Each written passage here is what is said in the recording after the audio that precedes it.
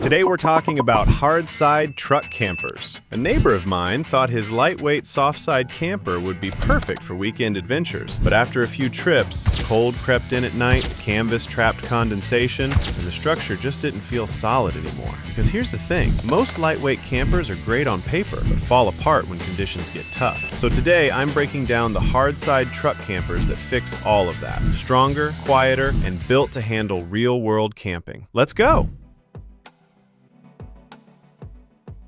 The Qian TP07B is a hard-side pop-up camper offering an intriguing budget option. For about $3,000, before freight, this Chinese-built unit ships flat-packed from Qingdao. Its key advantage is its hard wall construction. Composite panels provide better security and wind noise reduction than canvas, plus integrated wiring channels for easy installation of heaters or solar panels. It offers standing room when popped up and fits under a garage door when closed. The compromises, however, are significant. Out-of-the-box fit and finish require immediate owner attention. Sealing and tweaks are essential. With no dealer network for support or repairs, you're entirely on your own. It's truly a bare shell. You must construct the entire interior yourself, from the bed platform to the galley. In short, it's a viable, affordable shell for hands-on DIYers willing to navigate import logistics. But if your priorities are turnkey reliability, customer support, or future resale value, stick around.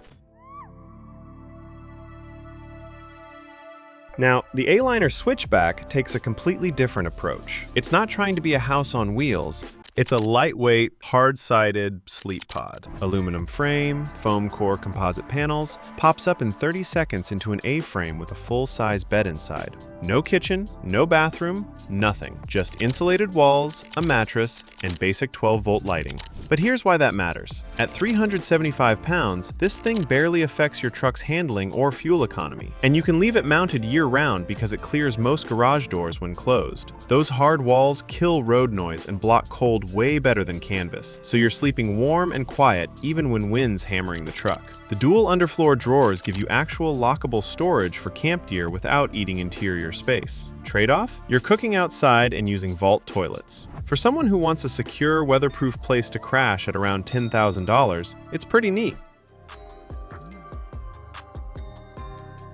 The AntiShanty Dwell Shell is where lightweight meets legitimate four-season protection. This is a riveted and bonded aluminum pop-up, no wood, no canvas, with composite insulated panels and double-pane windows that actually seal out cold and condensation. At 365 to 450 pounds, depending on bed size, it's still light enough for half-tons, but those gull-wing doors lock from inside and out, giving you real security in sketchy trailheads. The sleeping platform stretches 86 inches, so tall sleepers aren't curled up, and the triangular pop-up design means you've got headroom without the drag penalty of a full-height camper. What sets it apart is the build integrity. Everything's mechanically fastened and weatherproofed for long-term abuse, not just weekend trips. But again, the interior is a blank slate. You're adding your own electrical, heating, and storage systems. Base price starts around 15 grand, which is steep compared to the import shells, but you're getting North American support and build quality that'll outlast cheaper alternatives.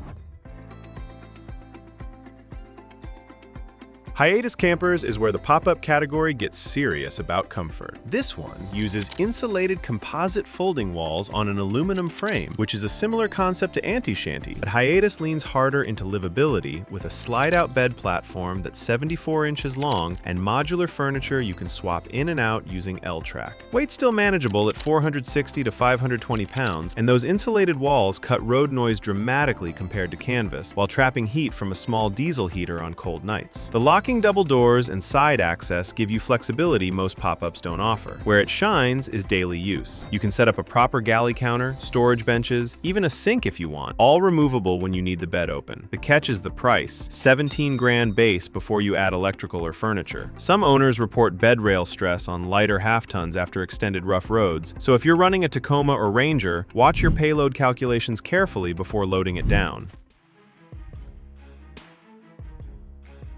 When it comes to hardside pop-ups, Alaskan Campers are the veterans. They've been making hydraulic telescopic pop-ups that have been proving themselves in actual Alaskan winters for decades. Their system pushes hard aluminum sidewalls up even in freezing rain, and those gutters channel water away so you're not getting soaked mid-setup like you would with canvas. Once deployed, you've got a full galley with 2-burner stove, deep sink, actual fridge, plus a cassette toilet, and enough insulation to run all the heating through sub-zero nights without burning ridiculous propane. The low center of gravity when closed keeps the truck stable on washboard roads, and that compact travel height means better fuel economy than tall, hard sides. But we're talking 1,800 pounds dry weight on something like the 630 SI, and prices start around 45 grand before options. Just keep in mind that storage is tight around the wheel wells, mattresses can be firm, and older wood-framed models require meticulous maintenance to prevent rot. This isn't a weekend toy. It's engineered for extended backcountry trips where reliability is critical.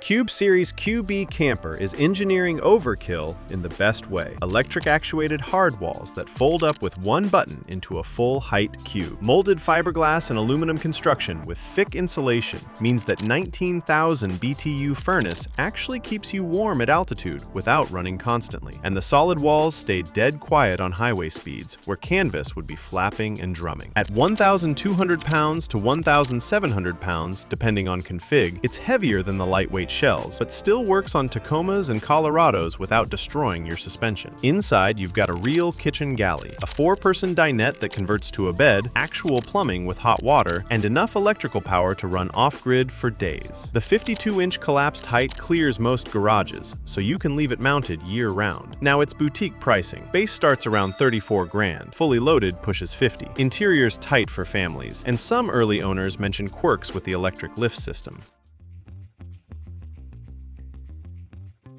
Scout Olympic takes the modular concept further than most. This is a wood-free composite shell with aluminum exoskeleton, built for people who'd rather choose their own gear than accept factory compromises. At 1,100 pounds dry, it's surprisingly light for a hardwall that sleeps 6 via convertible platforms, and that composite construction means zero rot risk, even if you're storing it wet between trips. The aluminum frame handles washboard roads without flexing or creaking, and those composite panels dampen vibration better than thin wall designs. What's different here is the no plumbing philosophy. Instead of built-in tanks that freeze and crack, you're running portable water jugs in a cassette setup, which sounds primitive, but actually simplifies winterization and cuts weight dramatically. Owners report running diesel heaters in -30 temps without issue because there's nothing to burst. The trade-off is that you're building out the interior yourself. Power station, camp stove, storage bins, all separate purchases. Pricing starts around 26 grand, but equipped models hit 35. Now, before we get to my final 2 absolute favorite campers on this list, if you're into no BS breakdowns like this, subscribe so you don't miss the next one. Not ready for that? Totally fine. Just drop a like instead,